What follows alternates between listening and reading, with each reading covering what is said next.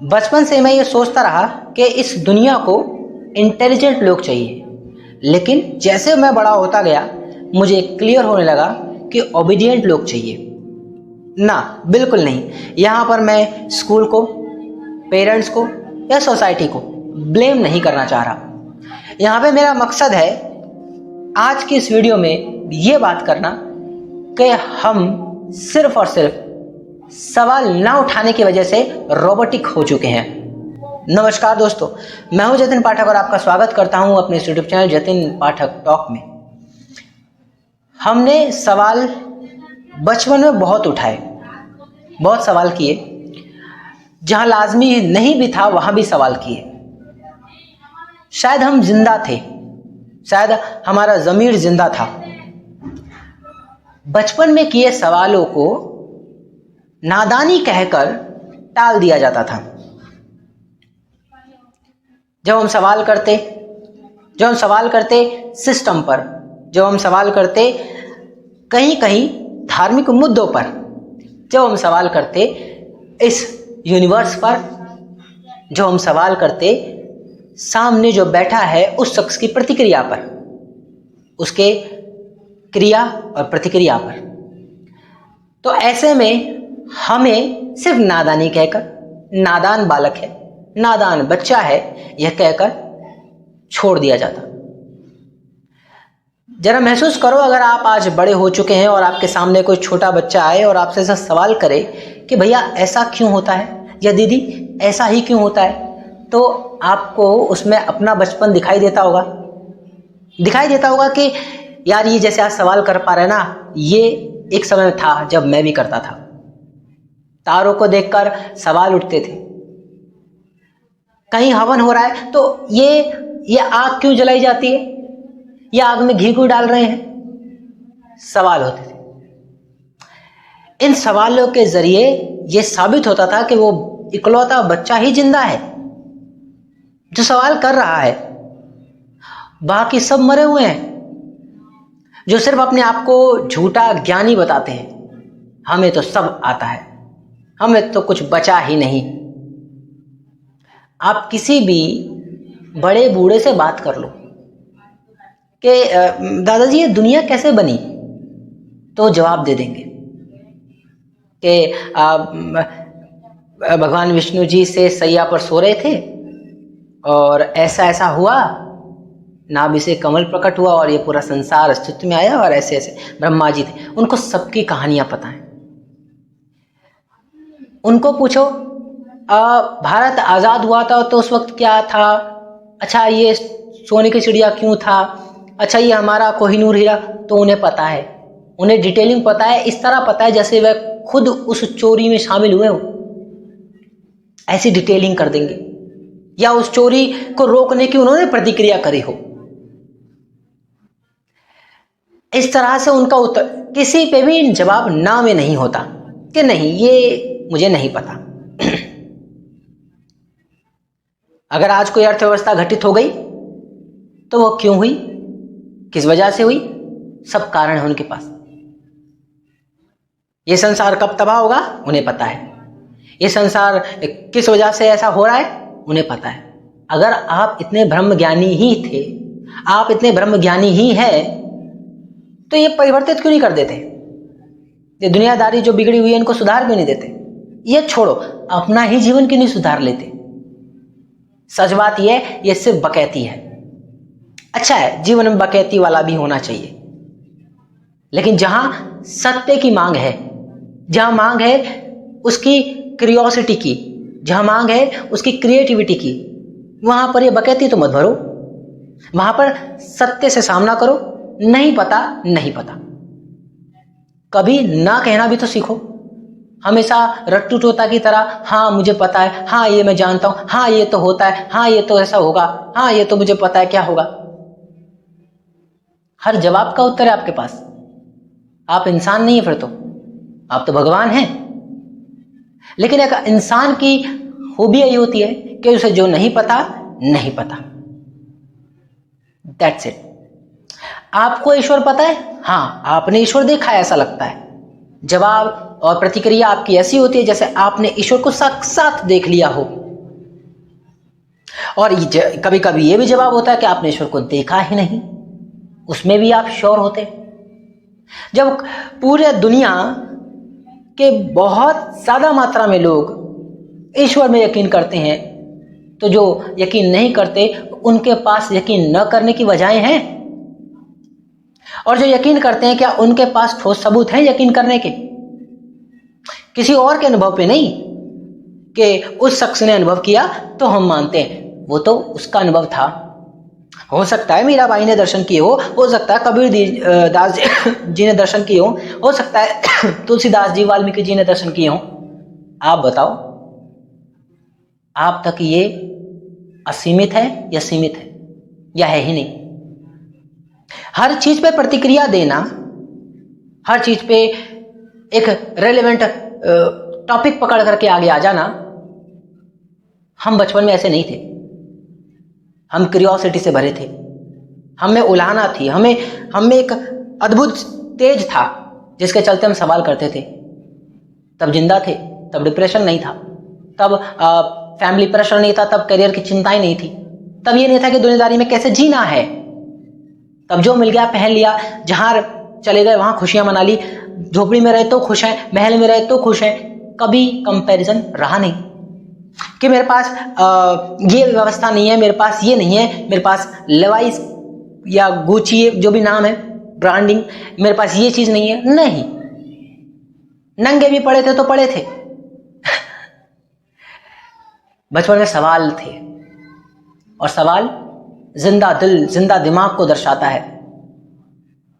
सवाल आखिर जैसे जैसे बड़े होते हैं, और मैच्योरिटी जैसी कुछ चीज मैं मानता नहीं, लेकिन फिर भी कह दें अगर बढ़ती है तो एक टाइम बाद मैच्योरिटी ऐसी होती है कि हम सवाल गहरे करने लगते हैं, हमारे सवाल गंभीर होने लगते हैं। कभी कभी ये सवाल झूठ के दायरे पे बने होते हैं, सिर्फ महज एक फालतू की क्यूरियोसिटी, जानना कुछ नहीं, मानना कुछ नहीं, सिर्फ सवाल फालतू के। एक सर्टेन एज पर जब हम ऐसे सवाल करते हैं जिनका हमारे लिए कोई औचित्य नहीं बनता, तब वो सवाल वाकई में ढोंग होता है। एक ढोंग के ऊपर एक और ढोंग, एक झूठ के ऊपर एक और नया झूठ। लेकिन अगर हमारे सवाल जेन्युइन है, हमारे सवाल है आखिर मैं खुश कैसे रहूं, हर किसी के लिए ये प्रमुख सवाल है खुशियां, तो खुश रहने की प्रक्रिया में उठाए गए सवाल ये जेन्युइन सवाल नहीं है क्या? मैं किसी के सामने अपनी ठसक कैसे बना लूं, ये सवाल तो जेन्युइन नहीं है। क्या करना है उस ठसक का, कब तक रहेगी वो ठसक? लेकिन अगर आप अपने बारे में सवाल करें, जो सवाल औरों से रिलेटेड हो, वो सवाल नहीं, वो सिर्फ और सिर्फ एक अट्रैक्शन है, एक अपने आप को बड़ा और बेहतर दिखाने का एक तरीका। हमारी नजर हमेशा औरों पर, बाहर दूसरों पर है, लेकिन यदि खुद पर है, विश्वास खुद पर है, तो शुरुआत यहीं से होती है, खुद से सवाल, खुद के लिए सवाल। आखिर खुद को कैसे प्रतिदिन प्रत्येक दिन बढ़ता हुआ देखा जाए, यही सवाल है, और इन्हीं के जवाब खोजने हैं। लेकिन जब हम खुद की बात करते हैं, खुद के पर्सनैलिटी डेवलपमेंट की बात करते हैं, खुद के इंप्रूवमेंट की बात करते हैं और सवाल उठाते हैं, ये सोसाइटी, ये समाज, ये पेरेंटिंग, ये लोग, ये दोस्त यार, ये सब उन सवालों को अप्रिशिएट नहीं कर पाते, क्योंकि वो एक ऐसे सिस्टम के दरमियान जी रहे हैं जहां पे सवाल उठाना ही सही तरीका नहीं है। आप सवाल नहीं उठा सकते, आपको हिदायत नहीं है कि आप सवाल उठाएं। सवाल आपके लिए नहीं, उनके लिए है, क्योंकि आप यदि प्रश्न करेंगे तो उनके लिए जवाब देना लाजमी होगा, और उनके पास जवाब नहीं है आपके सवालों का, आपकी खुशियों का, आपके बढ़ते जीवन के लिए क्या है, कोई सवाल का जवाब नहीं है उनके पास। उनके पास सीधा सीधा एक कार्य है कि आप बड़े हो गए, आपने स्कूलिंग कर ली, अब आप ये कीजिए, अब आप ऐसा कीजिए, और ऐसे करके मर के चले जाइए। आपकी खुशियों का कोई मायने नहीं रखता इस दुनिया में। लेकिन जब भी आप अपनी खुशियों की बात करेंगे, आप जब अपने जीने की बात करेंगे, जब आप बात करेंगे मेरा इस चीज़ में मन नहीं लगता, मेरा इस चीज़ में मन लगता है, बस क्यों नहीं लगता, तुम तो नकारा हो, तुमसे तो कुछ होगा ही नहीं, ये आपको प्रतिक्रिया में मिलेगा। आपको डिमोटिवेट करने के 1000 कारण मिल जाएंगे। आपने कोई एक पाथ सिलेक्ट किया, डेफिनेटली जीवन में जब आप किसी भी प्रक्रिया में सतत निरंतर चलते हो, सफलता नहीं मिलती। सफलता ये कोई एक दिन का फल नहीं और तोड़ा और खा लिया और मजे ले लिए, नहीं। सफलता समय के अनुसार डिसाइड होती है और एक लॉन्ग टर्म जर्नी होती है, जहां पे एक लंबा सफर होता है। उस सफर में क्रिटिसिज्म भी मिलेगा, सब मिलेगा, और यही कारण है क्योंकि आप अब सवाल करने शुरू कर चुके हो अपने जीवन को लेकर, अपने उल्लास, अपने खुशी को लेकर आपने डिसीजन लेने शुरू कर दिए। अब लोगों को पसंद नहीं आ रहा है आपका डिसीजन। अब उन्हें लगता है कि अब ये रास्ते से भटक रहा है, ये सवाल करने लगा है, ये विजडम माइंड हो चुका है, फ्री माइंड हो चुका है, सवाल पूछता है। सवाल पूछने जरूरी है। हम युवाओं को अब खुद से, समाज से, धर्म से, ये जो हम लोगों के ऊपर थोपते हैं या जो हम लोगों के ऊपर राज करते हैं, उनसे पूछना जरूरी है। उत्तरदायित्व है उनका, पेरेंटिंग का उत्तरदायित्व है उनका, समाज का उत्तरदायित्व है उनका, हमारे प्रति उत्तरदायित्व बनता है और हमारा भी बनता है। लेकिन उससे पहले सवाल होंगे, सवालों के सीधे और सच्चे और सही जवाब भी हमें मिलने चाहिए। सोसाइटी हमें क्या दे रही है, हम सोसाइटी के लिए क्या कर सकते हैं, हमारी ड्यूटीज भी हमें पता होनी चाहिए। अगर हम अपने फंडामेंटल राइट्स के लिए लड़ सकते हैं तो हमारा हक है कि हमारी ड्यूटी है कि हमें अपनी ड्यूटीज भी पता होनी चाहिए, फंडामेंटल ड्यूटीज भी पता होनी चाहिए। हम सबको अपने कॉन्स्टिट्यूशन में हमारे राइट्स क्या है वो उसके पीछे भागते रहते हैं, लेकिन हमारी ड्यूटीज कभी हमें याद नहीं होती।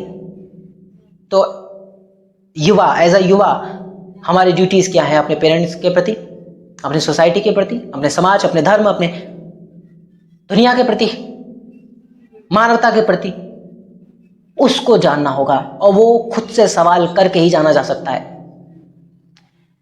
जो हमें दिखाई गई, जो हमें सुनाई गई, वो सत्य नहीं है, ये जानना होगा। जानना होगा कि सच बहुत दूर है, कहीं सच बहुत दूर है। सब कुछ यहां नकली है और बहुत ही अंधेरा है, उजाला बहुत कहीं दूर है, और वो इंतजार कर रहा है आपके सवाल पूछने की प्रक्रिया का। उसे इंतजार है कब आप जिंदा हो जाएंगे और पूछेंगे खुद से, सबसे पहले खुद से, फिर इस समाज, फिर इस पेरेंट्स, इस फैमिली, इस सोसाइटी, इन सब से। लेकिन पहला सवाल खुद से। परिवर्तन कहीं बाहर नहीं, भीतर ही आएगा। शुरुआत भीतर से होगी। हम बड़े होते जा रहे हैं, हमारे पास सुख सुविधाओं की चीजों की कमी नहीं है, लेकिन उसके बावजूद भी समय के साथ साथ सुख का कहीं नामो निशान नहीं, आनंद, मस्ती, उल्लास का कहीं नामो निशान नहीं। क्या वजहें हैं? वजह सिंपल सी है, खुद से दूरी।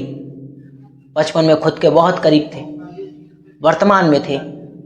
आज या तो हम ज्यादा समय भविष्य में बिता रहे होते हैं मानसिक, या ज्यादा समय बीते कल में, वर्तमान में हम होते ही नहीं। होंगे भी कैसे? सवालों से डर रहे हैं। सवाल, खुद को बेहतर कैसे बनाएंगे? नहीं करते। खुद में इंप्रूवमेंट क्या कर सकते हैं? नहीं करते। सोसाइटी के प्रति क्या जिम्मेदारी है, पेरेंट्स के प्रति क्या जिम्मेदारी है? नहीं करते। या एक पेरेंट्स की हमारे प्रति क्या जिम्मेदारी है? नहीं करते। हम इन सब से परे होकर सिर्फ नकली चेहरा लगाकर, नकली हंसी बनाकर और एक स्टेटस बिल्ड करने के लिए हम अपना सोशल मीडिया अकाउंट होल्ड करते हैं। हम एक नया स्टेटस देते हैं कि हम ऐसे दिखते हैं। कपड़ों के जरिए हम अपनी बुराइयों को ढकते हैं। हम ढकते हैं। हमें अगर सुंदरता मिली है तो उस बात का चाम इतना मनाते हैं कि किसी और को नीचा दिखाने में हम कमी नहीं करते। अगर हमें फिजिकल अपीयरेंस कुछ ज्यादा अट्रैक्टिव मिली है तो हम किसी भी ऐसे पर्सन को जिसके फिजिकल अपीयरेंस नहीं है लेकिन मेंटली अपीयरेंस आपसे कहीं ज्यादा है, आप उसको ट्रोल करने से पीछे कभी नहीं हटते, क्योंकि आप इस समाज, सोसाइटी के उस दंभ में फंसे हुए हैं जिसने आपको ये जीना सिखाया ही नहीं कभी कि जो जैसा है वो अपने आप में बेहतर है, प्रकृति की बेहतर रचना है। कभी नहीं। उसने आपको कंपैरिजन दिया है बचपन से, तो उसके मार्क्स कम आ गए, तुम्हारे ज्यादा आ गए, वो आगे निकल गया, तुम पीछे रह गए। ये क्या है? क्यों कंपैरिजन? ये तुलनात्मक भाव ही क्यों?